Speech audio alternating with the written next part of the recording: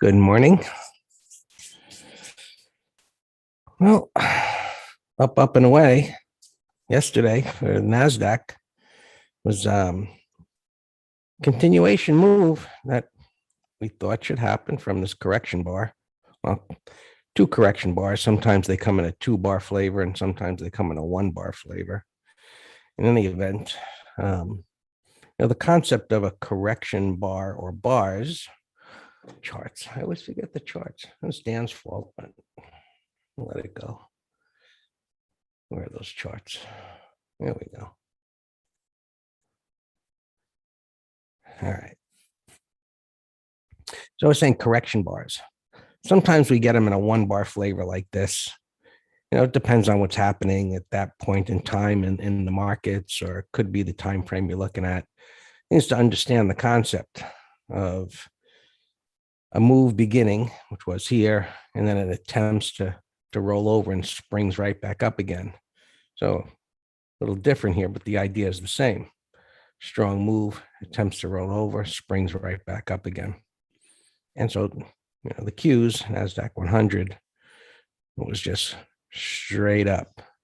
So now we got another void to deal with. And so that opens up the question, going into today, can I have a 3-day run straight up? Yeah, we could, for sure. But sometimes you get a resting day, which is, consolidation day or an insight type of a day. And you can see they're down here a little bit. They popped up there and kind of floated their way down to 397 and a half or so. 397 and a half. And we want to see them stay in the upper third. And it is. Well, that's okay. It'll become a little clearer when we look at the future since we see the overnight data. But some consolidation at the top of the range expansion bar is perfectly fine. Going to the futures, it's up there, it popped up, came down. Now, it took out the prior pivot low on the hourly chart, which is what we refer to as major support. And the term sometimes confuses those who say, well, here's minor support, major support. Is it major support supposed to be stronger than minor support? Well, yes and no. In that in a strong trend, minor support will hold the retracements, and the strongest trends don't even pull back. So consolidations after momentum move tell you that, yes, it's really strong. Pullbacks to minor support or just above tell you it's quite strong as well. And moves under major support tell you that momentum is not only slowing in the higher time frame, but it's violated the trend on the lower time frame. So the trend line aficionados that connect the dots, well, they're going to be confused with this one because as they push it up here and then their line comes up here, it's like, what about that? What about that line? Am I supposed to touch that line? Oh, we better measure from here to here. And you can see how all the confusion begins for yourselves as you start to figure out these trend line gurus. What lines, what dots are they connecting, and why don't they connect that dot versus this dot? And when do they change from that dot to that dot? And lo and behold, you're down the rabbit hole. Change the angle of the trend line.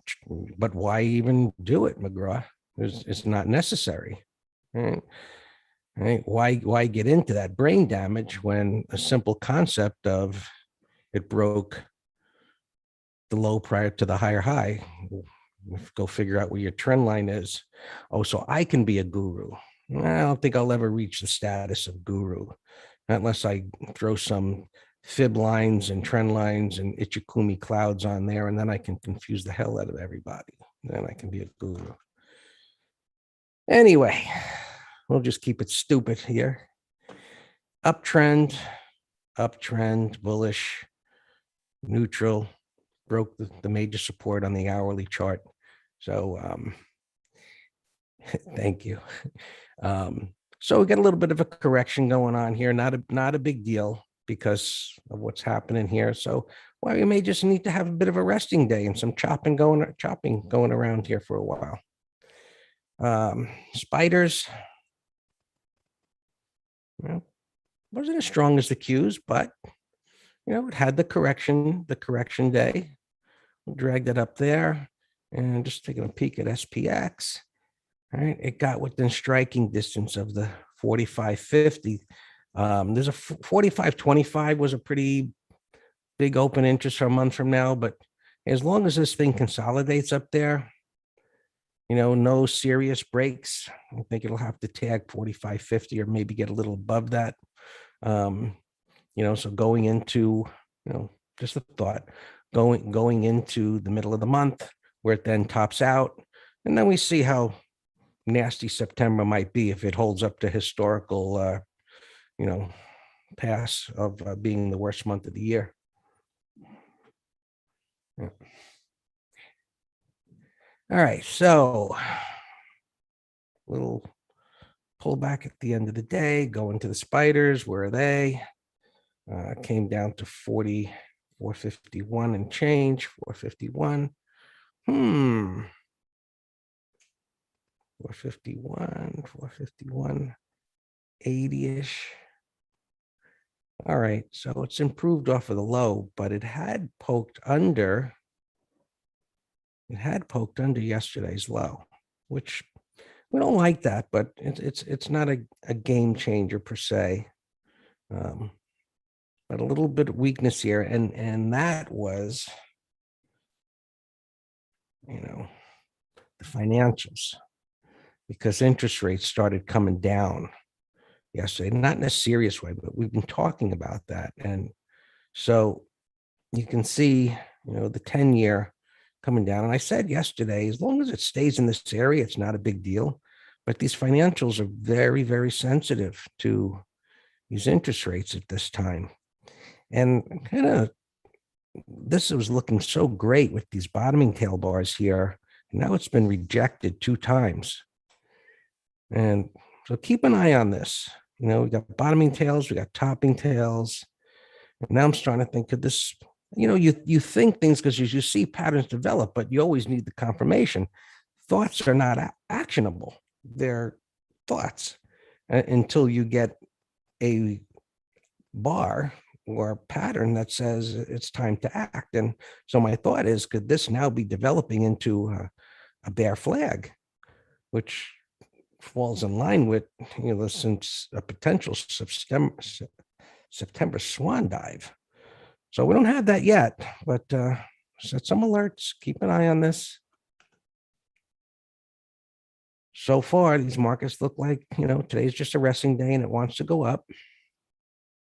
Qs, rejection there a little bit this morning. Russell was the big mover on Friday, and yesterday, it came down, and then it started to produce the concept of creating support. Right? What makes it a surprise?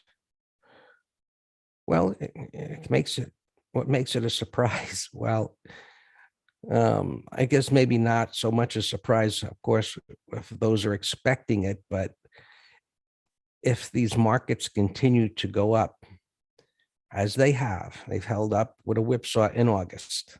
Sometimes August sets the high, right? I've seen plenty of years where August sets a low, and then things go up into September and reverse. So now we've had this strength, from the, here going up, and tomorrow we start September. And so far, the patterns in equities don't suggest that anything terrible is going on. So we look for them to continue to go higher, the S&P and the NASDAQ and the Russell. And then maybe in the middle of the month, things start to turn. So we got a lot of time between now and then. We've got weekly charts that support higher, like this big wide range bar. The Qs, it's bullish with that correction bar and pushing up. And, the S&P is still in an uptrend. This is just the beginning of a red day. It's not a big deal.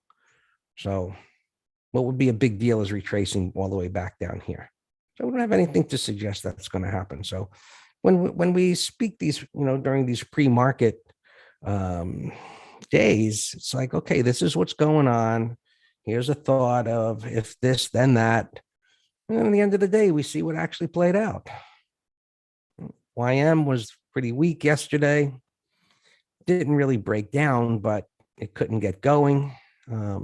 Banks, um, Goldman Sachs, I don't know what Citibank did. I didn't really look at it, but look, it's down. Morgan Stanley,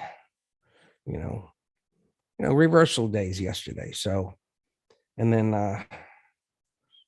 as far as Dow, Caterpillar, what it looks like, and it hasn't broken yet, like it could turn around and go up. Some of the Dow stocks, they just weren't doing anything. It was all tech land. So, this is pulled back. But if it can get above these highs, that you might see the Dow start pick up some momentum to the upside. And we'll see how it happens. Some Bitcoin, this is looking nice.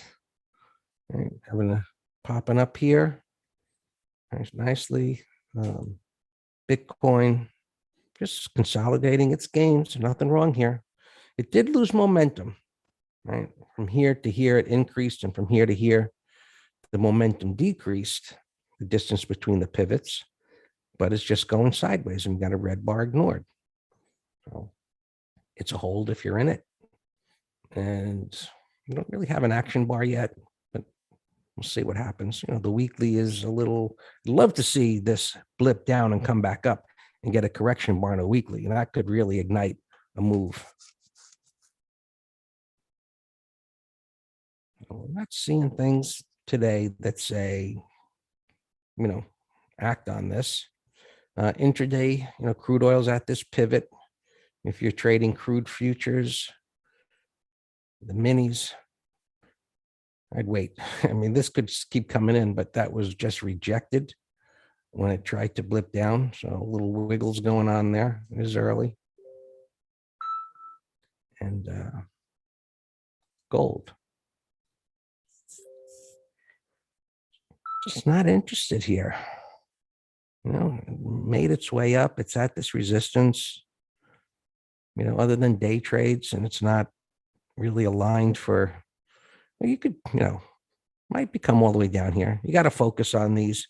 If you're looking at all kinds of stocks and, S&Ps and this and that, you're probably going to miss whatever setup happens. This is bouncing back up, for day trading, you got, in my opinion anyway, you got to limit the things that you're looking at to take advantage of what might happen. If you're all over the place, you're going to more likely miss opportunities.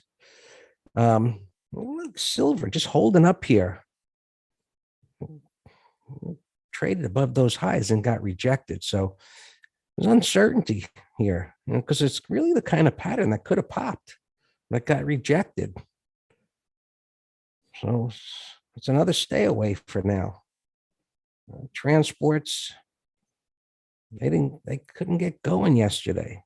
So everything was about the NASDAQ yesterday. Select NASDAQ stocks like the usual Apple and so on. But so the breadth probably, I haven't looked at it, but the breadth was probably not. Well, this is not day to day. I'd have to go somewhere else, but you can see it's just hanging here. It actually, the moving average actually flipped down yesterday, which is, in line with what I just said. A select number of stocks pulling the markets up, and so it wasn't broad based. It wasn't, hey, just go buy anything and you're a genius. No, you had to be in the right things, and it is that way sometimes. So that 180, and since I'm on this layout here, this 180 hasn't been negated. It's a powerful 180, and we'll just see how things shape up here today. Hopefully it's not a frog in a blender day. If you get whipped around in a couple of trades, probably message to stand aside. Well, yours, Dan.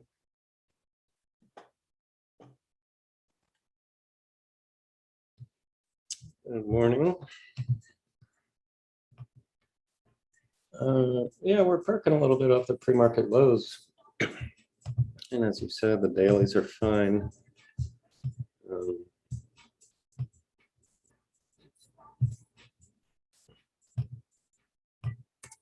see, we had diamonds put spread that did not fill yesterday. I said to hold off just when I saw this moving down this morning, but as long as it stays upper 40%, I still would like it. There's not a whole lot of earnings, but there are some interesting gap trades here. Let's just go through some of them. Bottom right, CRSR, bottoming pattern, got above the 20 bottoming tail, and look at the gap here, and the gap's not too big. So that 30-minute high, this is and this is good timing because tomorrow MT Live is on trading gaps in the first hour. Greg has a great 7-step methodical approach. In the heat of the battle, I condense it down to 2 steps because otherwise it just takes you too long. So I got a compelling gap on the daily with a price void. Step 1, step 2, put it in a little 5-minute thumbnail. See how it sets up in the first 30 to 60 minutes. It's that simple. RHE, nice gap, another bottoming pattern at the 200, retest, gapping up. It's coming off a little bit. Well, $12 was excessive gap to me. 1045. Let's just watch it. I don't know. Maybe if we get a double bottom. RNXT. I missed this recent IPO, but wow. Hey, it wasn't Thane. Who was I talking to? Well, never mind. Now that I spread it out, we were talking about late day breakouts yesterday. It was a bullish entry, but that's not tight enough to be what we put that label of a late day breakout pattern. Here's another great gap, bottoming pattern, a big gap up, pullback, retest, bottoming tail, gapping up to 98. This looks fantastic as a 30-minute high. I know it's gapping right there to resistance, but the overall pattern, the gap, the price void, as Greg says, because you know why Greg says way to the evidence all the time, Rocco? Is because as a kid, he watched Perry Mason all the time. And that's what Perry Mason would always say, Your Honor, the weight of the evidence suggests my client is innocent. Oh, is that Matlock? I don't know. He watches them all. So the weight of the evidence, if this pattern maintains its bullishness in the first 15 minutes, target 110 to 115. I love this gap setup right now. And we talked about CRSR, but now that I see how tight it is, I'm almost wondering, is that a buyout? Does anybody know? Because obviously we're not going to mess with buyouts. APPS, gap into 56.65.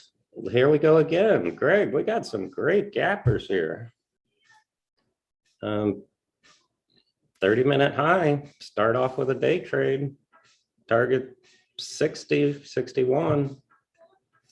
That's another great one. I'm putting some of these in the other computer window. Did I talk about this one? Jump along, whatever the heck this is. GLPG, looks like an ADR. Gap in a 59. So see, that one's not as, well, maybe it is, but not as compelling because all this, it doesn't have a good price void. Corsair Gaming, Wall Street Bets radar story. But I'm curious why it's so darn tight. But thanks, Thing. Look how tight that is.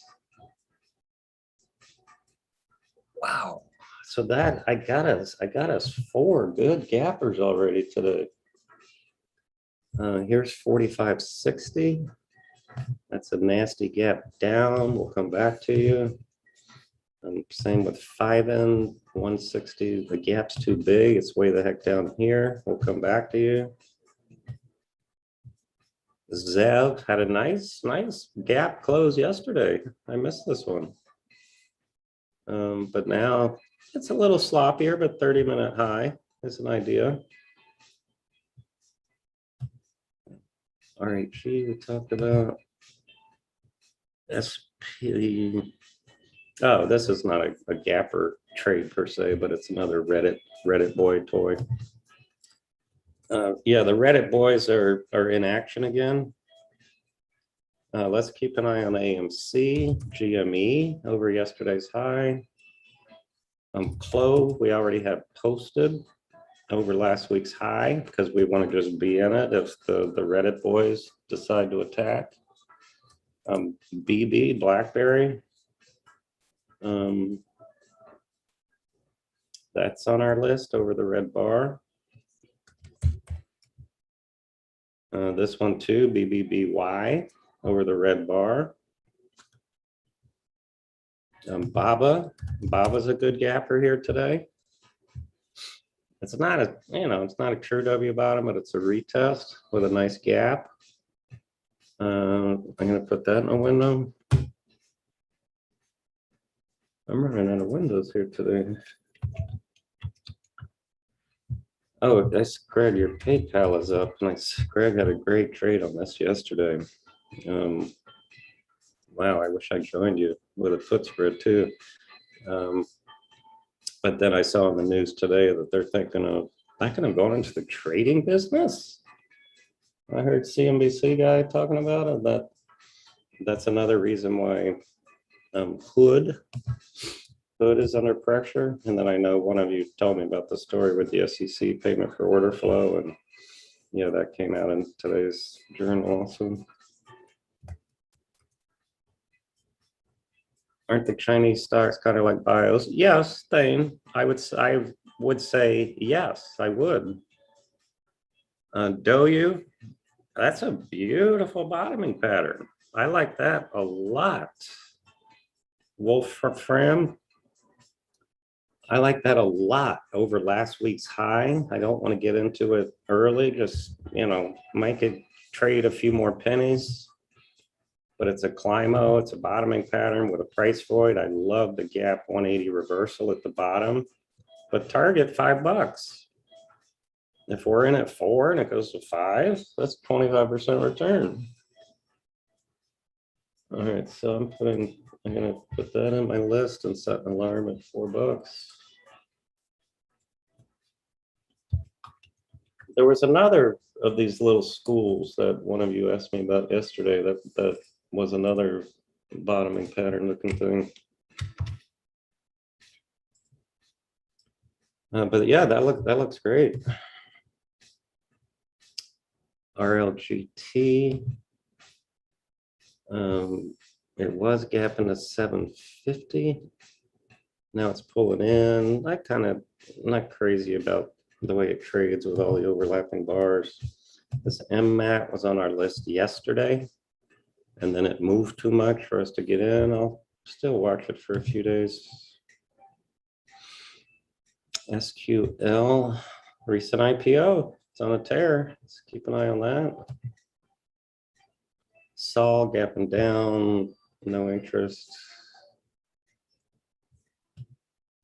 NDSN, nice power trend, daily, weekly, monthly. I think that had earnings.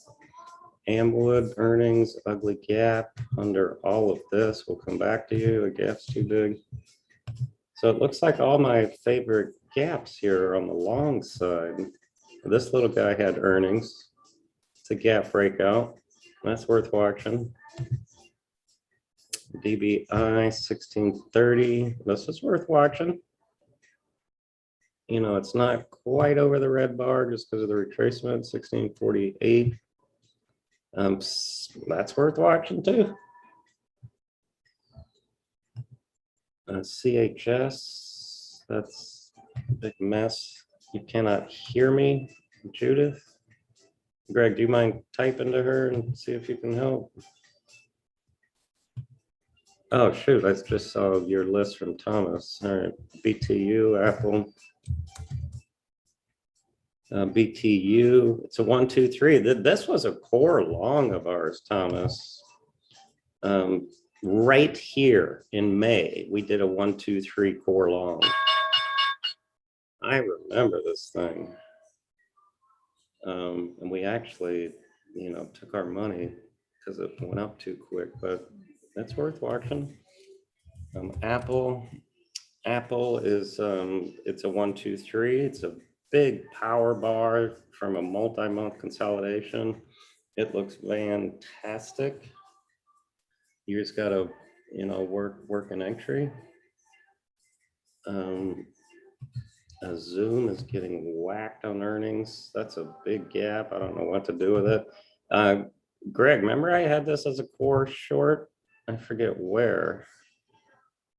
But I remember saying target 200. That's my core. That's my, and maybe lower, 150. If Debbie were here, I would have her write that down in her little Gibby comment book. All right, my favorite gappers here, PDD. Greg, how would you trade this, Greg?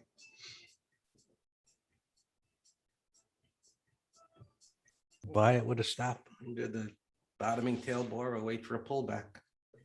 So right now you don't mind 831 because sometimes they're gap and goes, and I'm like, Not with a stop under the bottoming tail bar, don't matter. But true. It's just me, and I love getting beautiful entries.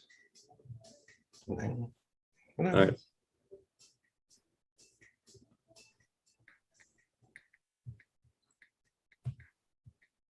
All right, so let's do a compromise. Let's do a half lot.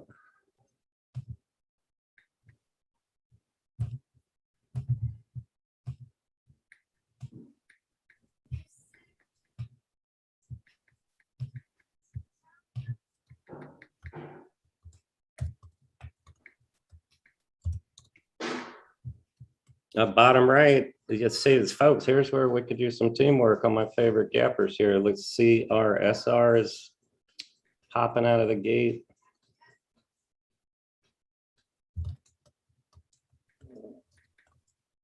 All right, I don't see our SR. That's another beautiful gap trade. Target maybe 200 if the Reddit boys are behind it. I'm not going to get caught in the chasing there, but all right, Baba. Nah, I want that one to pull back. Doyu, hey Doyu, let's buy 5-minute high. Doyu, bottoming pattern. Stop yesterday's low. Hey Greg, remember that long discussion we had yesterday about trading, giving too many trading ideas? I already forgot all about that discussion. What? The discussion of me giving too many trade ideas. Well, it's really not the case in the room necessarily, in the letter, because Right. someone in the letter, it's overwhelming.